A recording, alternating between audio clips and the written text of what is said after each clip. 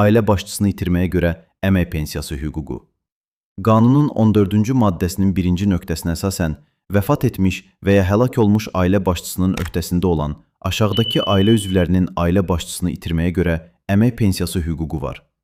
Vəfat etmiş və ya həlak olmuş şəxslərin övladları, 18 yaşına çatmamış şəxslər, 18 yaşına çatanadək əlilliyi müəyyən edilmiş, 18 yaşından yuxarı əlilliyi olan şəxslər, təhsil müəssisələrinin əyani şöbəsində təhsil alanlar, lakin ən çoxu 23 yaşına çatanadək. Əgər vətəndaş qanunvericilikdə nəzərdə tutulmuş qaydada xəbərsiz itkin düşmüş və ya ölmüş elan edilərsə, onun ailə üzvləri vəfat etmiş və ya həlak olmuş ailə başçısının ailə üzvləri ilə bərabər əsaslarla ailə başçısını itirməyə görə əmək pensiyası hüququna malikdir. Xəbərsiz itkin düşmüş və ya ölmüş elan edilən, sığorta olunan qayıtdıqda və ya olduğu yer aşkar edildikdə, onun ailə üzvlərinə ödənilən ailə başçısını itirməyə görə əmək pensiyası dayandırılır. Bundan başqa, ögey ata və ögey ana da vəfat etmiş ögey oğlunu və ya ögey qızını azı 5 il tərbiyə etmiş və saxlamışdırsa, doğma valideynlərlə bir səviyyədə əmək pensiyası hüququna malikdirlər. Eyni zamanda, ögey oğlun, ögey qızın doğma övladlarla bir səviyyədə ailə başçısını itirməyə görə əmək pensiyası hüququ var.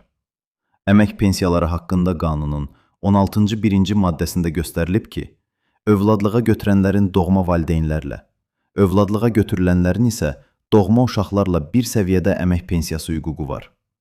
Ailə başçısını itirməyə görə əmək pensiyası hüququ olan və bu qanunun 14.1.1-ci maddəsində nəzərdə tutulmuş şəxslər övladlığa götürüldükdə də eyni hüququ saxlayırlar.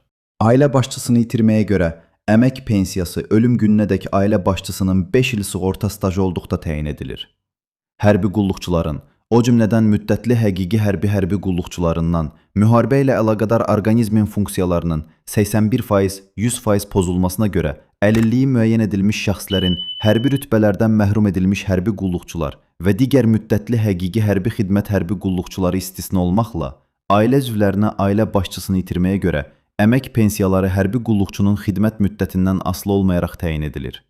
Bu zaman ailə başçısını itirməyə görə əmək pensiyası ailə başçısı xidmət etdiyi dövrdə və ya xidmətdən buraxıldıqdan sonra, amma xidmət etdiyi dövrdə aldığı xəstəlik və yaxud xəsarət, yaralanma, travma, kontuziya nəticəsində vəfat etdiyi halda təyin olunur.